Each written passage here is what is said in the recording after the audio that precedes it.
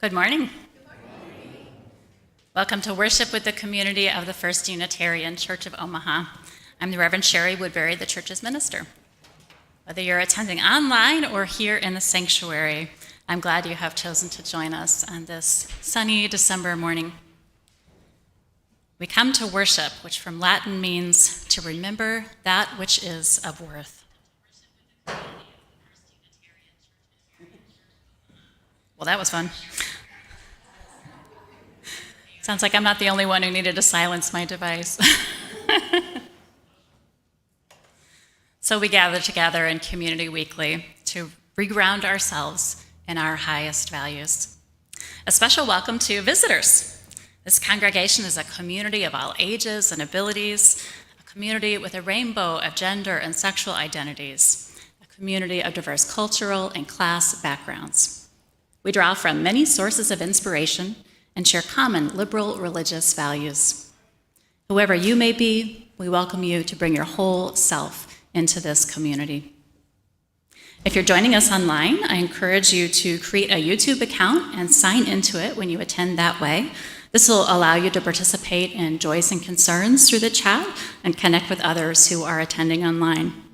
You'll also find something new today that we plan to keep doing, which is an order of service uploaded to the church website where you can download it if you'd like to follow along at home. There are also programs at each door for those here in the sanctuary. For those joining in person, you are invited to go downstairs to the common room after the service for coffee and conversation. And meanwhile, if you are logged into church Wi-Fi and don't need to be, please put your phone on airplane mode during the service. I'm going to lift up a few things happening around the church today. First steps, drop-in class for first-time guests or regular visitors is happening downstairs in the Whitney Young room. That's down this way and that, past the nursery. That's drop-in class that gives folks a chance to get to know each other, ask questions, learn a bit about this church and the UU tradition. And by the way, we're working on an online option for that in the future. Also following the service, if you'd like to join a new and probably slightly different every month lunch bunch group, head on over to Greek Islands Restaurant, just a few minutes away in Midtown after the service. The group will gather in the party room there. And raise your hand, Katrina. See Katrina Schmidt if you have any questions about that. Also, this afternoon, the Omaha Alternatives to Violence Project, or AVP, the wonderful group that presented our service last week, is offering Making Friends with Conflict, a 2-hour workshop from 2:30 to 4:30 today in the common room.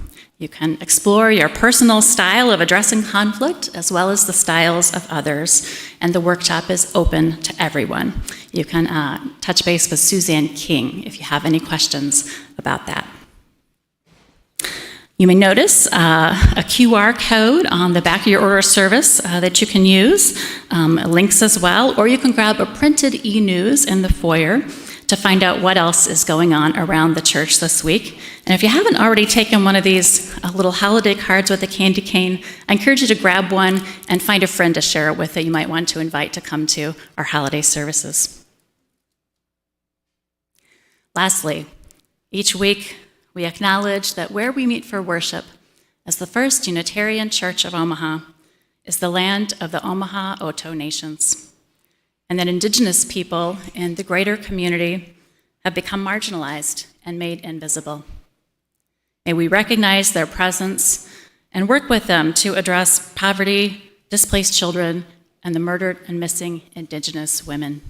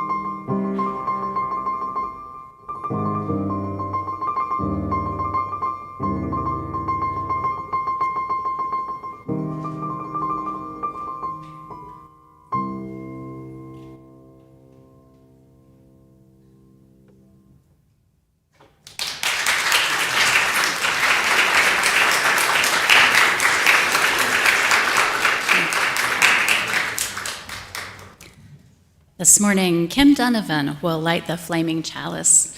As she does so, I invite you to join in the chalice lighting words. They're in the program or inside the front cover of the gray hymnal. Together, spark of the Spirit, cupped in earth's embrace, light of love, alive in all creation. As we kindle this flame, we rekindle our connection to the sacred web of life. Thanks, Kim. As we gaze upon this flame of hope, may our congregation become a kaleidoscope of souls and people. And the presence of this flame in me, in you, in us, is an invitation to sit at the table. May we tend our soul fire through these challenging and trying times, open the hearts and minds of all who enter our doors. I invite you to rise if that feels good in your body and join in our opening hymn number 360, Here We Have Gathered.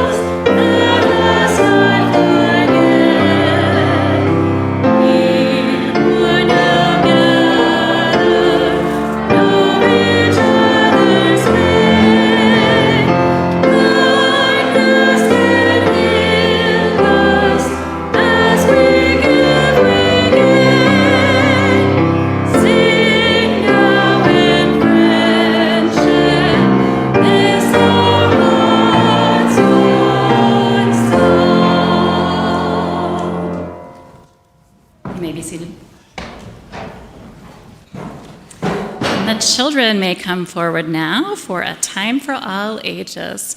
It'll be presented by our Director of Lifespan Religious Education, Christina Strong.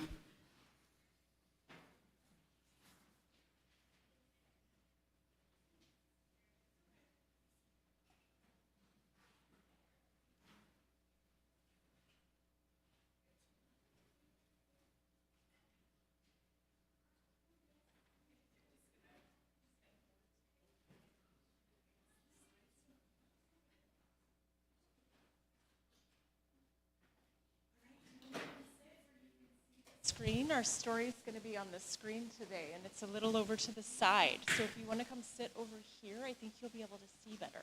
Here, I'll come stand over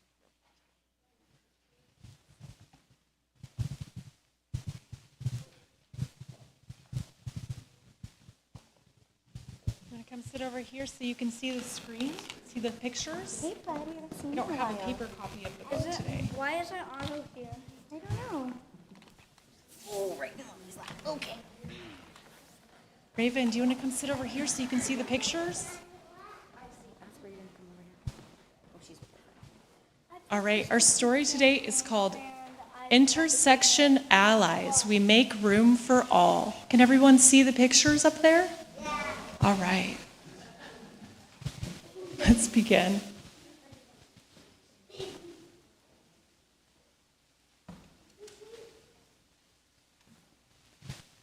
Where there's room for some, we make room for all.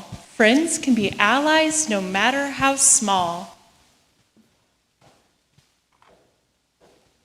Okay, I cannot read that. Thank goodness for my backup copy. Witness the lives of a bold group of friends. If one is in need, another defends. Age is one trait that each of them share, but kids' lives are unique, as you'll soon be aware. Each child has a story and their own point of view, filled with passion and power, just like you. All right. They're completely out of order. Yeah? Okay, well, I'm going to sit on the steps and show you the pictures, and Oliver, if you want to just turn off the screen, that will work for today. Okay. Good old-fashioned paper. All right, do you see this? This girl's in a wheelchair, and she says, my name, here, I'll read and show. Yeah, it's okay. My name is Alejandra, but I go by Allie.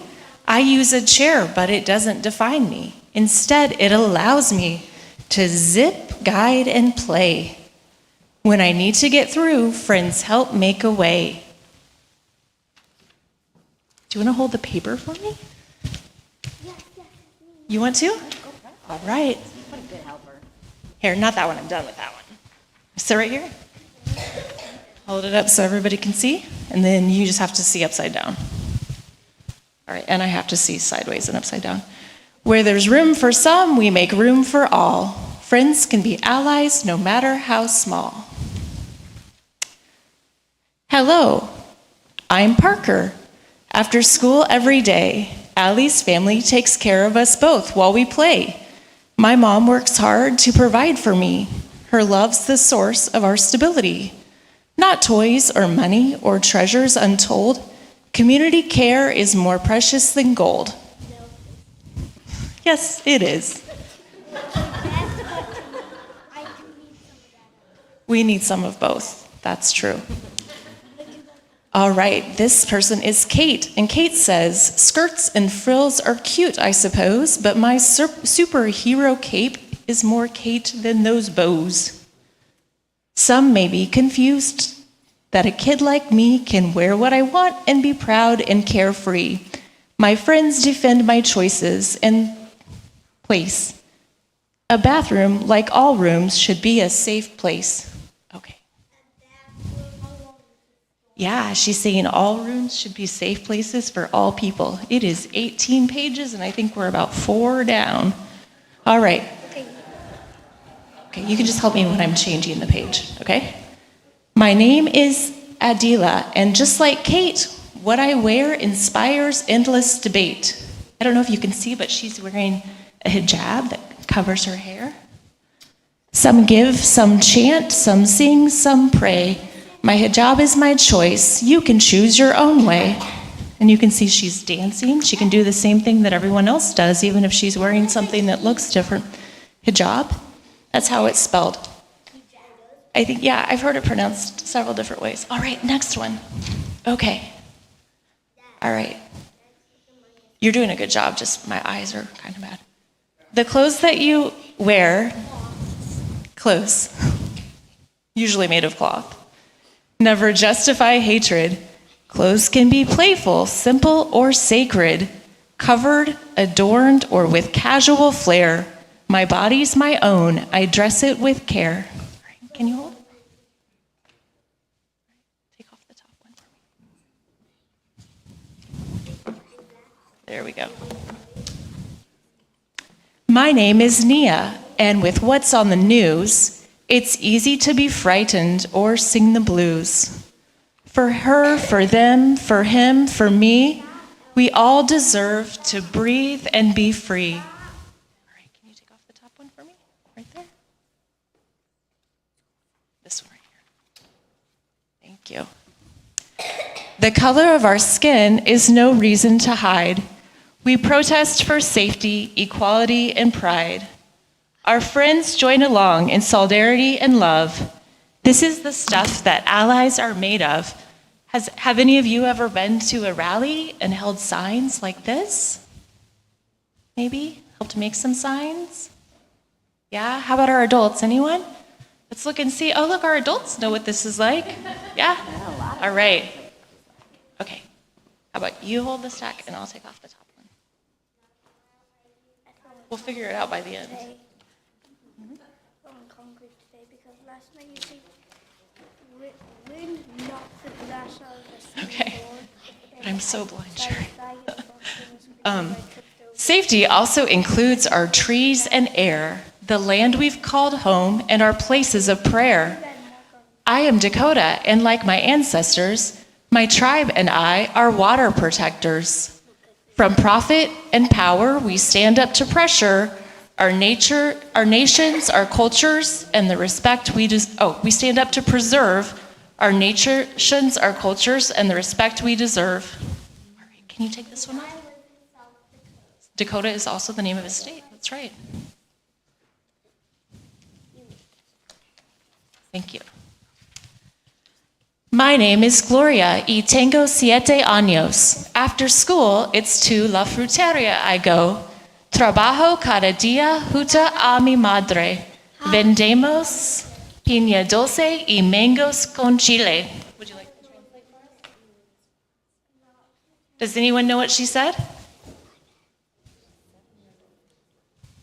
Yeah, she said, I'm 7 years old, and after school, I go to the fruit market. I work with my mom, and we sell sweet pineapple and mangoes with chili. Oh, one more page. My language and savvy allow us to thrive. I've got hopes and dreams and skills and drive. Working together makes us both more secure. I'm a daughter, a partner, and an entrepreneur. Does anyone know what an entrepreneur is? Do you know? Someone who makes entrees. Some of them do. Yeah, it's someone who starts a business and works for themselves, and it can be any kind of business, including making entrees, yeah. My name is Hee-jung. I was born in Seoul. I moved here when I was 5 years old. I'm part of what is called the 1.5 generation. My parents and I span 2 different nations. Like Gloria, I am a help to my mother by translating for her one word to another.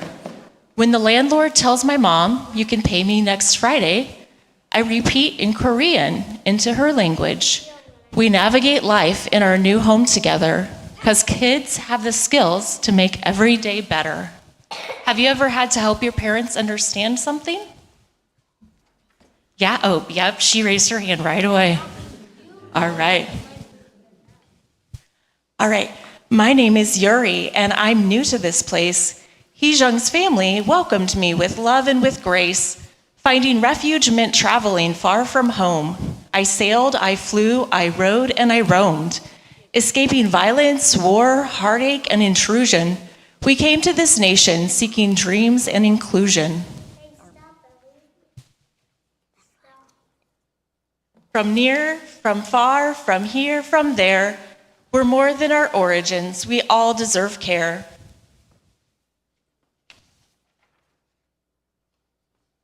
Race, religion, citizenship, class, and ability, each of these interacts to form identity.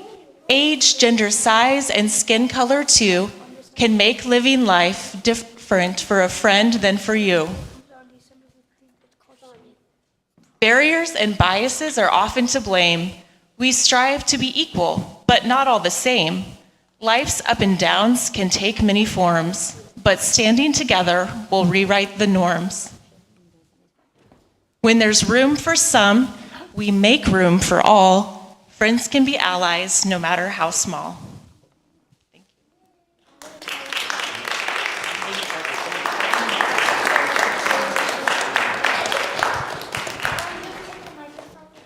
All right, so our elementary can go to our classroom.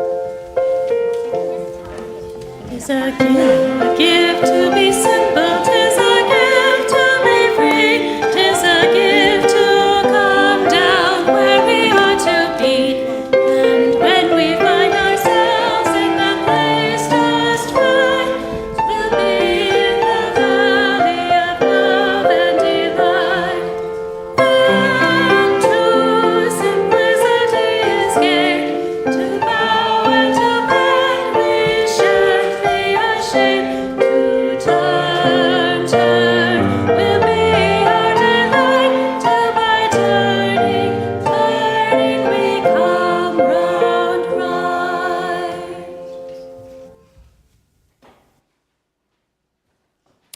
Each week, we practice the spiritual virtue of generosity by taking up a community offering. Half of the loose currency in the offering plate, or half of your online donations, goes to a local cause which resonates with UU principles. If you are online or prefer to use your smartphone, you can use the QR code or link provided with the order of service and the service information. Our Share the Plate recipient for December is Youth Emergency Services, YES. YES serves homeless and at-risk youth by providing critically needed resources that empower them to become self-sufficient. More information can be found at yesomaha.org. You can also put joys and concerns cards in the offering basket if you'd like anything shared aloud, those in the sanctuary.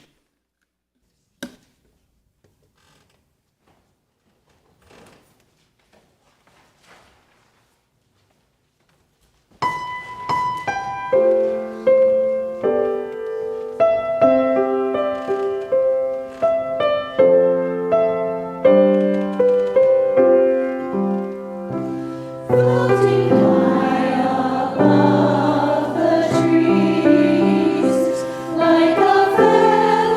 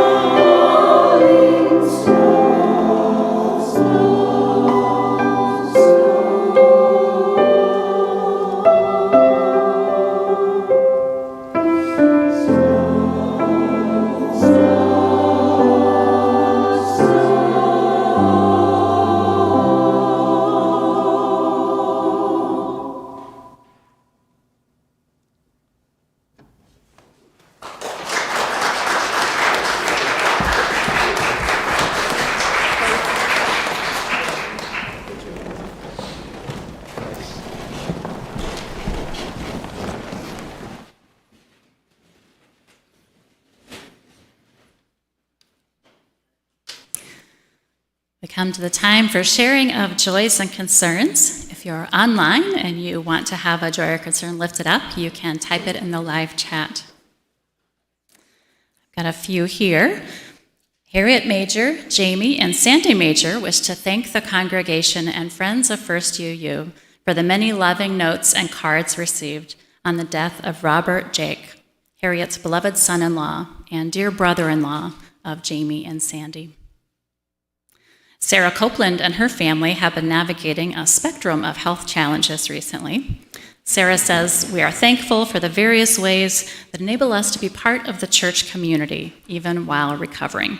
Cards are welcome." And if you haven't heard, on Monday, Linda Parker took a bad fall. She has numerous painful bruises, cracked elbow bones in each arm, scrapes, sprains, and soreness. Her mobility is temporarily limited. Linda is currently recuperating and is in good spirits. Friends can contact her by phone or email. I note it's better to call than text, as she has limited ability to push buttons on her phone. And from Carol Ramsey, to honor those lost and injured in the deadly Club Q attack in Colorado Springs, a vigil will be held at the Jean Leahy Mall today, starting at 4 p.m.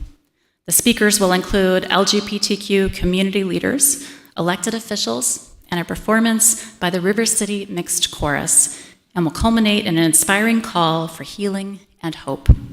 Gas lantern heaters will be available. Do we have any online, Colin? Whichever.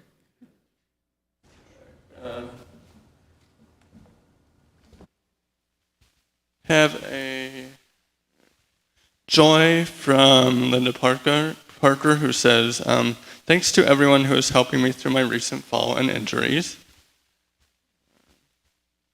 Bruce Godfrey says, "Your board of trustees is hosting coffee hour today. If you have questions or concerns for a board, please bring them to our attention." Lita Magisana says, "Thanks to everyone who has helped me and my family during my recovery time. We have been lucky to have all of you." One from Beth Conover. "Thanks to Donna Neff for sharing her birthday with us via the Peter Mayer concert." Also Beth Conover, thanks also to Linda and John Horeska for their work on the first Friday Artist Gallery, and Linda's fabulous cakes for the reception. Joy from Carol Cronin. I just want to echo Beth's gratitude about the concert and gallery for all who made it happen. She also has a concern that we face the eighth principle with open hearts and remember James Baldwin's quote, "Not everything that is faced can be changed, but nothing can be changed until it is faced." And one from Donna Neff here, joy. "My heart is still full of such joy and gratitude for the power of art and beloved community that this church after Friday's concert. Thank you." That's it so far. Oh, yeah, okay. Just a bit late to say to stay home this AM. It's nice to connect with you all. I knew about Leah, but not Linda, so sorry to hear about the fall. I'll check in. Love the sunshine. Lynn Thompson. That's it. Thanks to all those who shared your joys and concerns with the community. At this time, we'd like to introduce a special ritual. The holidays can be an especially poignant time of year.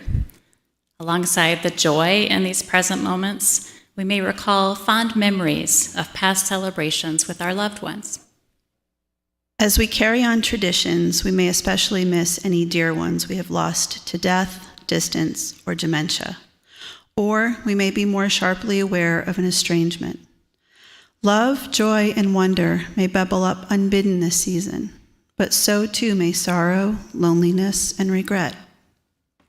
You're invited to weave a ribbon through a wreath here at the front of the sanctuary in memory of those who are no longer with you this Christmas, or to mark any other loss or separation you carry in your heart. Those who are joining us online can put in the chat names or just the relationship to you or any person for whom you would like a ribbon tied, and we will tie them. Let's begin now, starting from the back of the sanctuary and then moving forward. And note that if you prefer, you may also weave and tie a ribbon on after the service.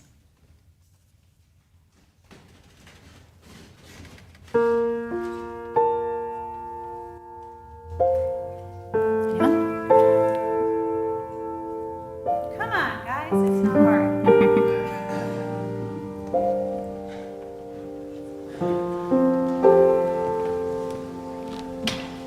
Give us a heads up if there's anything. Can you give us a heads up if there's anyone?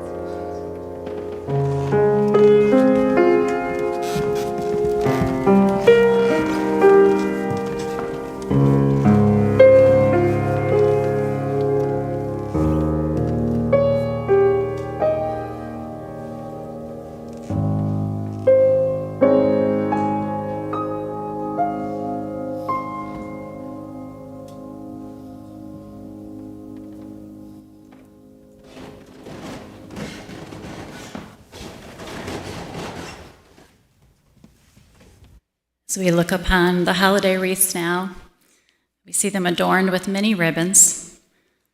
Let us recognize the losses and sorrows that these ribbons represent.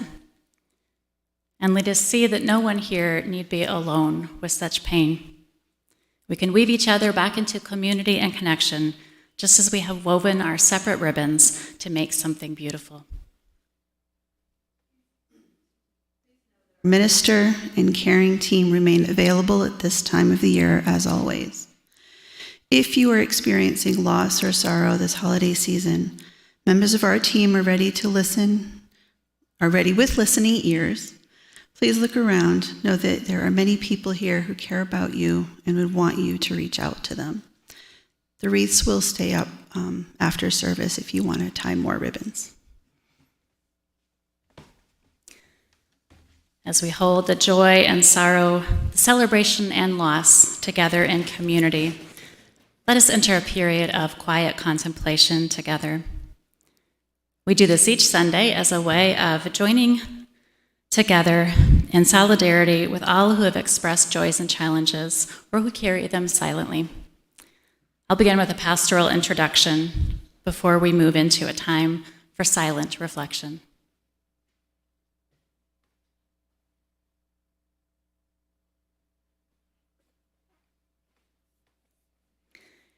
Feel free to close your eyes and check your posture if you like. Spirit of love, enfold us in the arms of community. For some, the arms of a transcendent presence. As we honor the persons represented by these wreaths and extend our compassion, may we witness within the presence of the loved ones who have touched the lives of those gathered here. Yea, even for those for whom we may feel cut off by death, distance, or estrangement. May we remember what we have learned from them, be the lessons bitter or sweet. Let our hearts not be frozen forever in grief, but as the seasons turn, melt any hardness in our hearts so that the love can keep flowing through us. May it be so. Amen. Now let us have a time of silence together, which you can use to meditate, pray, or simply feel your heart open, sending out waves of love. I'll end the silence with a bell.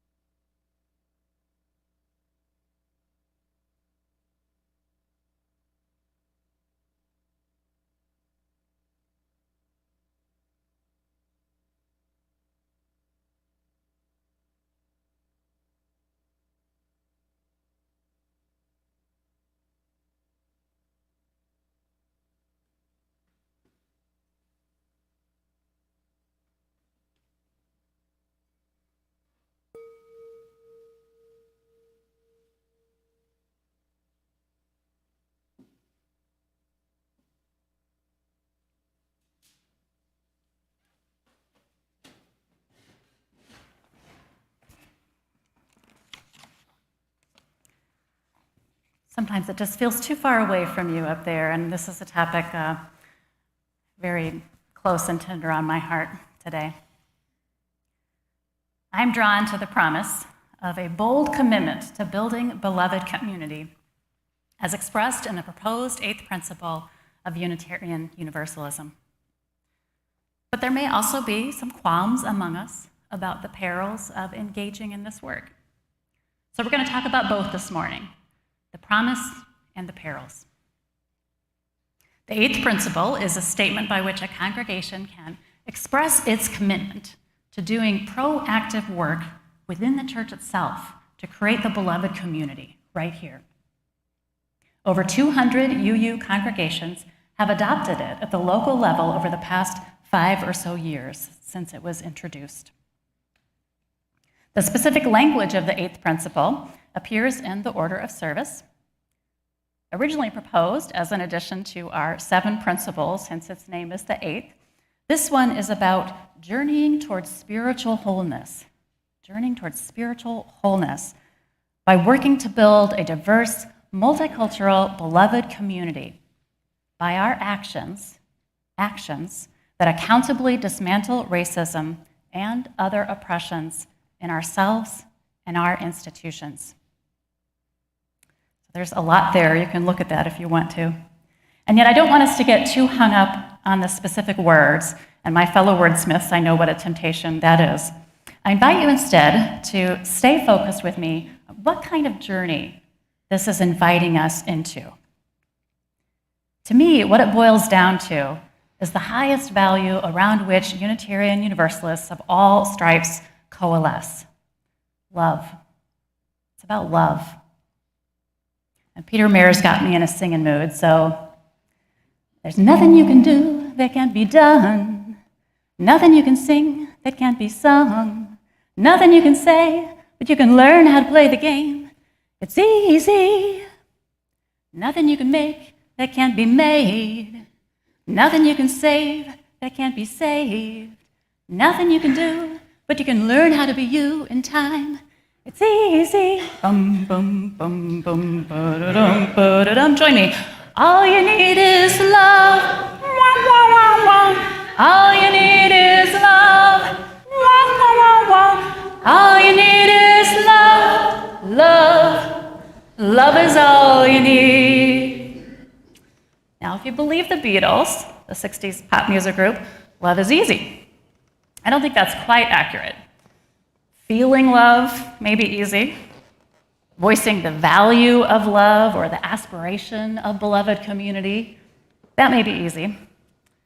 But living it, putting that value into practice in our own lives, in our troubled world, in our churches, that takes active effort.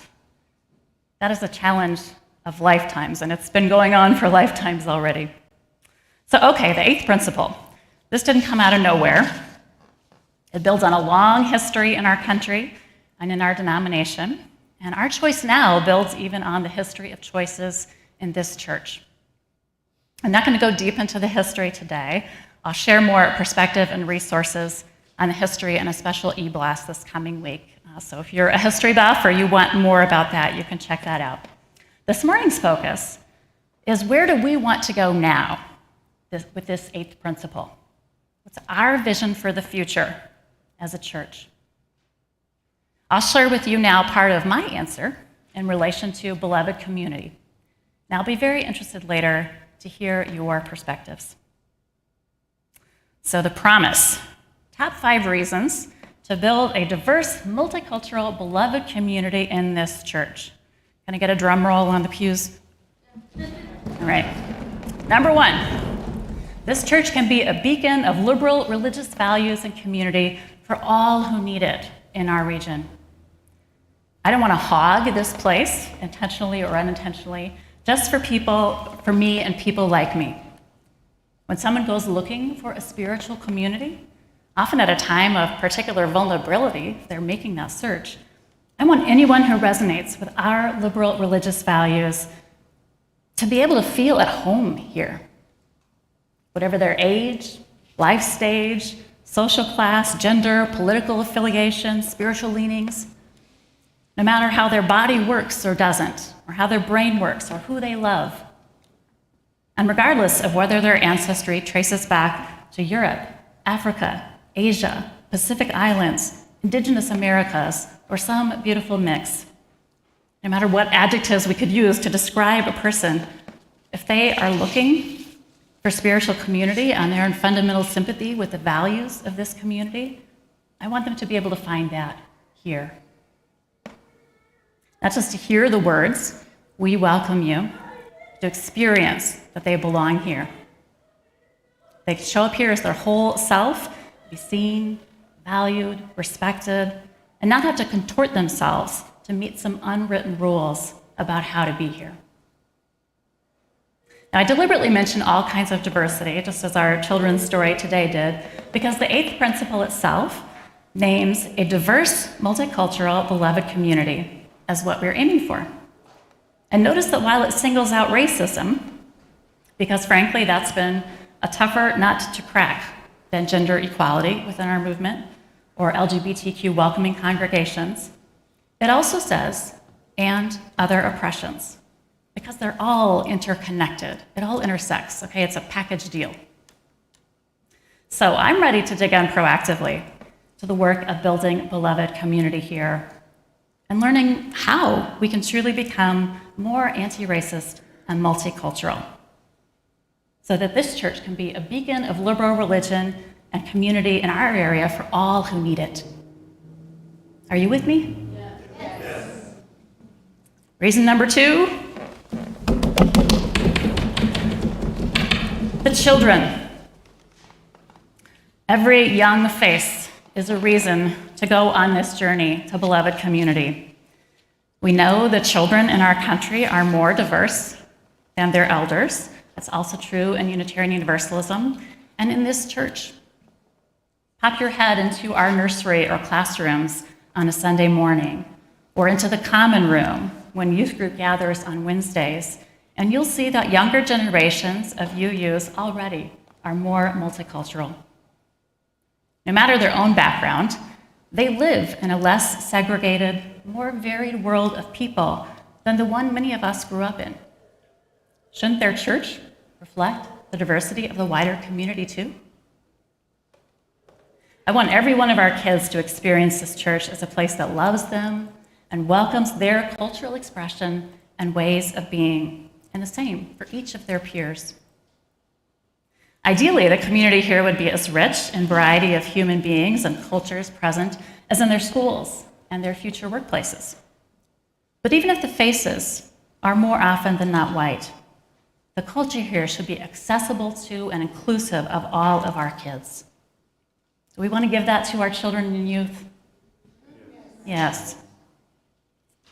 Reason number 3 for building a diverse, multicultural, beloved community. Joy and the expansion of our horizons.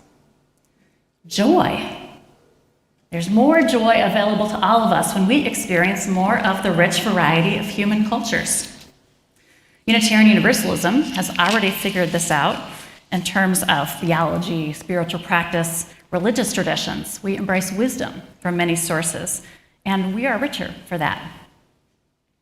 In the same way, as we expand from a church with the white dominant culture of our country at its center to one that is multicultural, that offers enrichment to us all. One way we already experience this to some degree is in our music program. We can enjoy on many Sundays the traditional sound of this organ. We get a wide range of pieces from our choir. We also have a contemporary music group and special guest musicians who bring jazz, folk, soul, and various other styles into this space and into our worship life. I don't know about you, but I love that. And not everybody has to like the same things, and I know you don't. But as we expand our horizons and hear new music, the life experiences, the language, the art, and so forth of different cultures, it expands and enriches our shared life. That can be a blessing for everyone. Reason number 4 is spiritual growth. Spiritual growth. So having supportive community is important. I know that draws many people to this church. Having fun together matters, and I'm so glad we're doing more of that now that we're sort of late pandemic. But the church does not exist merely to build social connections, right? Our work is the growing of souls, fostering the whole person, compassion and justice, as our mission reads. And part of the journey towards spiritual wholeness is healing places of division or closed offness or hurt within ourselves so that we can become more integrated, more open and free, more whole as a person.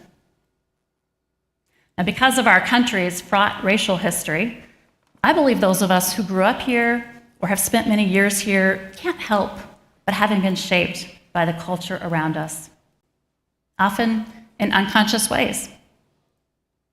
And when it comes to race, not usually in ways that make us freer, happier, and more whole.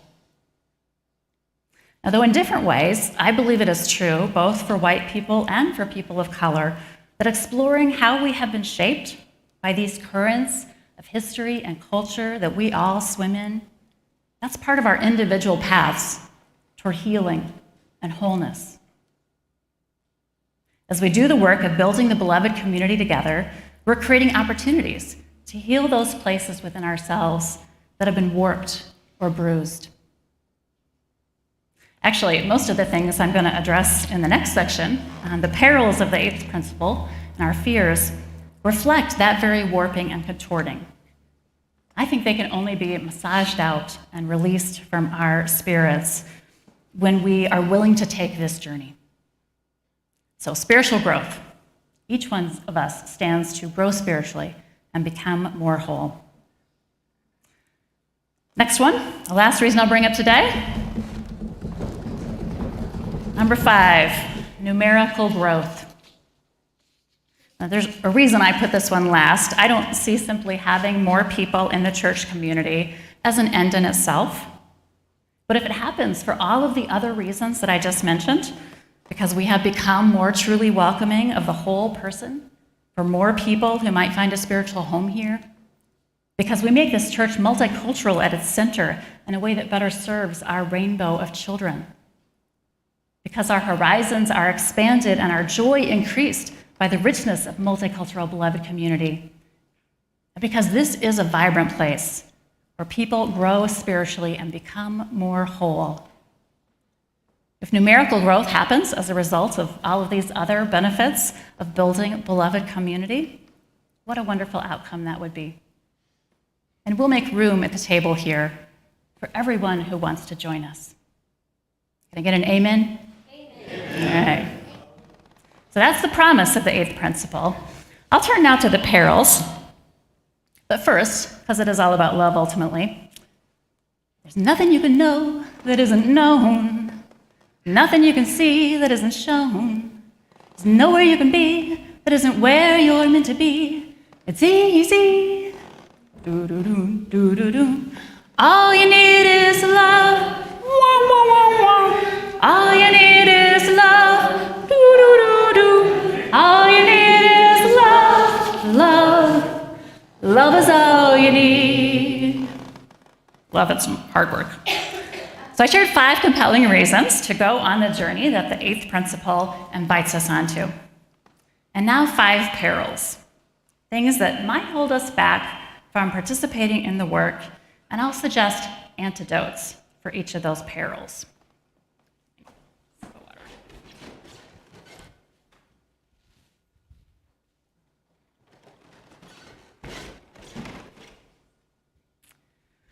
So one of the fears I have observed in UU circles is that if I engage in anti-racism work, or even just interact with more diverse people than I often have before, I'll say or do something wrong, or be misunderstood, and end up feeling or being labeled as a bad person. I don't make light of this, because I know that can go very deep.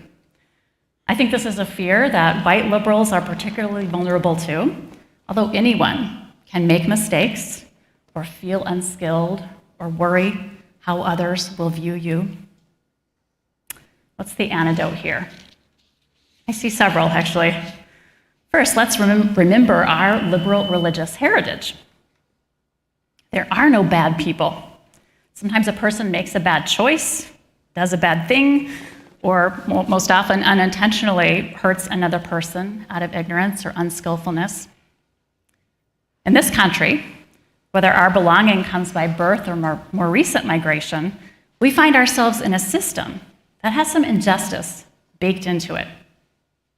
We just landed here, that's how it is. But no person is bad. In this church, we affirm the inherent worth and dignity of every person, the inherent goodness and value. What was it the choir sang? The divine beauty of each person. Do you feel that?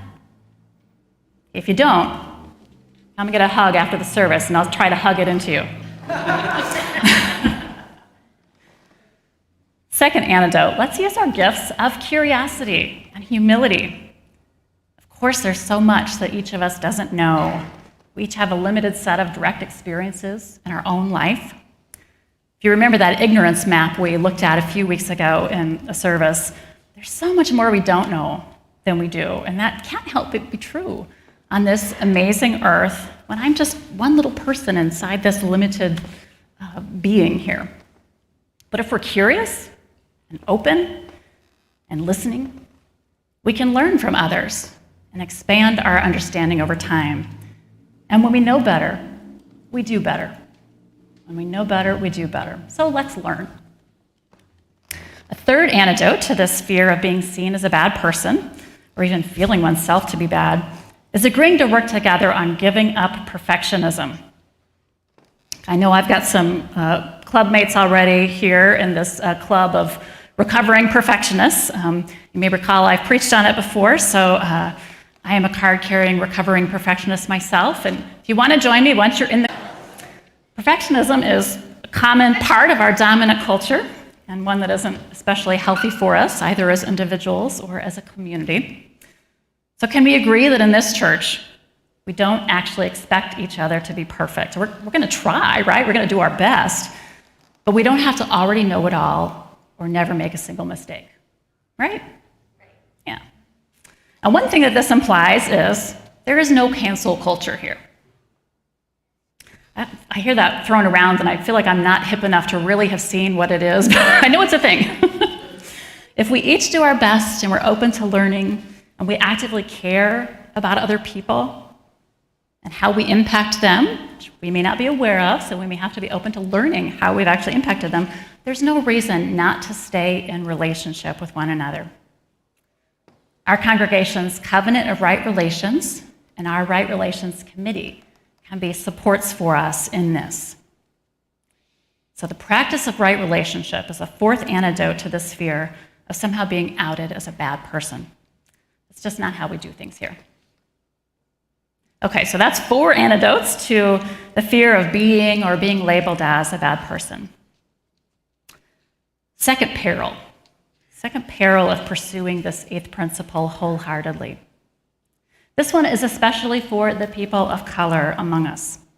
When a community like this one starts taking up upfront work on racism and working purposefully on building beloved community, there's a danger that the people of color in a majority white group will feel under the spotlight. You might worry that white folks will project their own stuff on you or try to work out their white identity with you, looking for validation. I know I've done that myself. You might feel self-conscious, like now you're going to be asked to represent your whole group, when of course you are an individual. You might feel pressure to teach other people by sharing your experiences, even if you don't feel like being vulnerable and sharing your experiences in that way. You might be worried that the growing process will focus on the needs of the majority, the white folks, and neglect the support that you might need, which may be a distinct set of needs. So there's a bunch of different things and all legitimate concerns that a person of color might have. Here are some antidotes I can think of, and I would welcome your thoughts about others that I might not have thought of. Sensitive pastoral support is available, so please reach out. That actually goes for everybody.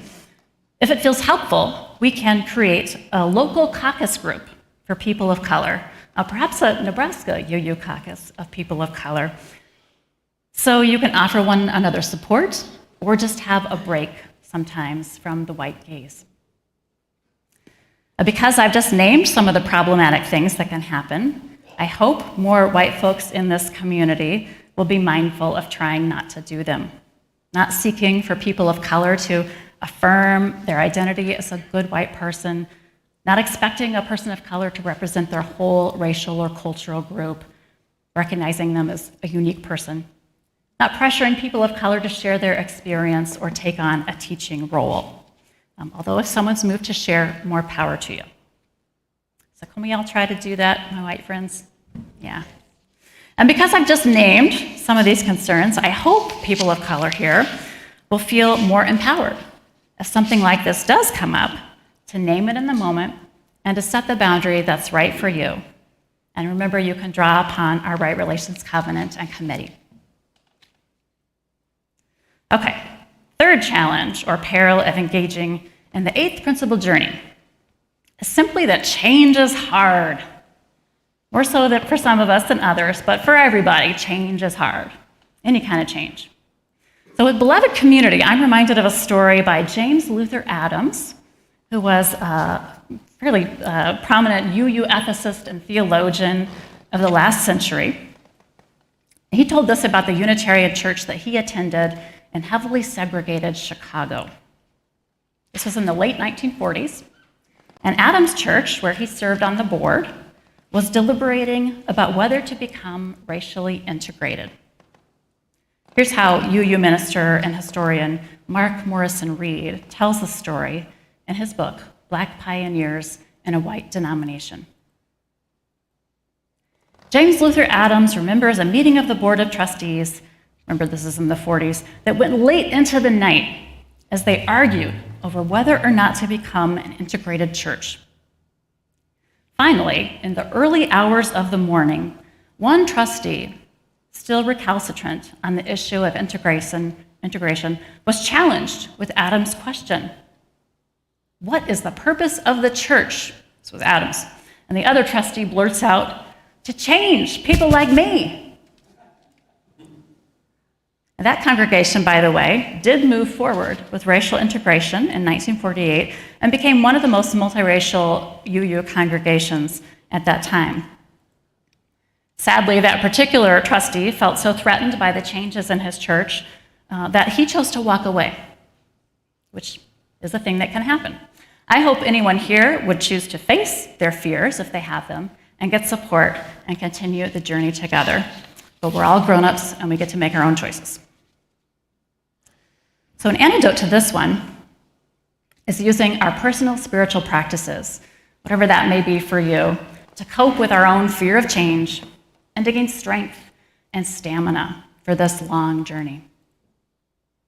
Supporting each other on the journey is another antidote. No matter what course we choose to chart as a church community, some people are going to like it and stay and even go all in, and others will not like it and might even decide they're not up for it and fade away. What we can do as a community is be clear about what our vision is and invite everyone who is willing to go on this journey in good faith to stay in it together. Does that make sense? The fourth peril is not knowing what to do. I admit I'm kind of prone to this one. One might worry, I don't have the skills to move the church forward on this journey to beloved community, or one might fret about the lack of a detailed game plan. What are our steps? What are we going to do? Learning from others is an antidote to this fear. I'm going to lift up some examples from other UU churches in our mini worship service on January 8th to give us some concrete ideas. There are also lots of resources available from our national association and beyond. And we could even go so far as to get a beloved community coach to work with our church leadership team. So I don't think we should fret too much over feeling unsure how to proceed. That's how it is whenever you do something new, right? You don't know exactly what you're doing. It helps me to remember Dr. King's sage words. Faith is taking the first step, even when you don't see the whole staircase. So we'll gain confidence as we go along. A fifth peril is feeling overwhelmed simply at the scope of the problems.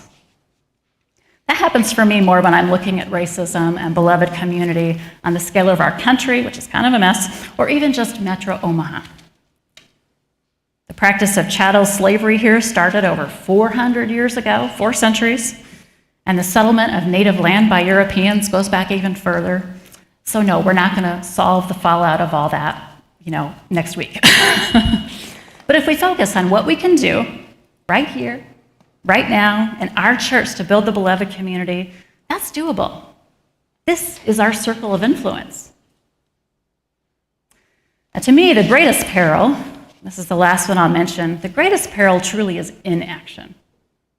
If we don't actively engage in this work now, how many more people are going to miss out on being a part of this community for whom it could have been a lifeline and fed them and enriched all of us?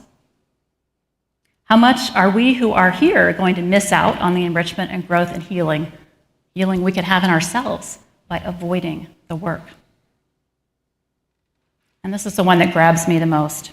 What legacy will we leave for the next generation of Unitarian Universalists, including some of the beautiful children in our classrooms right now and this morning, and the young adults that we want to draw back and serve?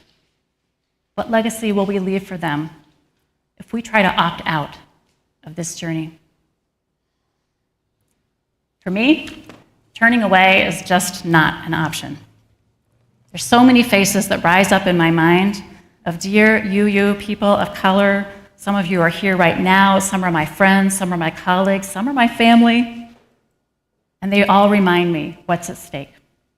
And those are just the folks I already know. So I'm all in. I know it won't be easy. There will be stumbles, and people might hurt each other's feelings sometimes. Despite my best efforts, I will probably make mistakes myself as your minister and be embarrassed or whatever. Each of us have to grapple with our own insecurities. But we have so much more to gain than we do to lose. We have so much more to gain than we do to lose. We can go on this journey together. Last thought. Remember that building a new way is what Unitarians and Universalists and UUs have always done. For as long as our communities have been here, we've done it by creating a theologically pluralistic tradition, which a visitor just today was saying to me, wow, like that, how did that happen? You can explore all kinds of things here. We've done it as trailblazers in gender equality and welcoming women's leadership. We're the first to ordain a woman and all of that. We've done it in recognizing the inherent worth and dignity of sexual and gender minorities. Now, we haven't arrived or completed any of that work, but we've come a long way. So let's not shortchange our vision now. We can build a diverse, multicultural, beloved community in this tradition, in this beautiful church. With every bit of progress we make, we'll be able to take pride in putting our values into action. These are not just pretty words we say, we're doing it. We'll experience the rewards of authentic, diverse community. And we'll have the satisfaction of creating the future we want for our children, our church, our society. Can I get an amen? Amen. Amen. May it be so.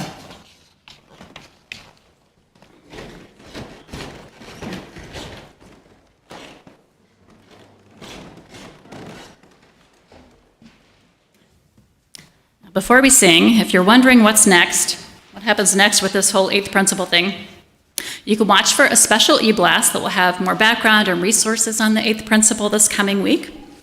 As I mentioned, on January 8th, during mini worship before our mid-year congregational meeting, I'm going to share some concrete examples of how other UU congregations are doing this work actively. Then after the business meeting, we're going to have facilitated small group conversations, both online and in person, on January 8th, to process and share your own thoughts, feelings, questions, hopes. And at this time, the Board of Trustees anticipates putting the eighth principle on the agenda for a formal congregational vote at the annual meeting in May. So that's where we're headed. Our closing hymn is number 1017, Building a New Way. Rise if you like.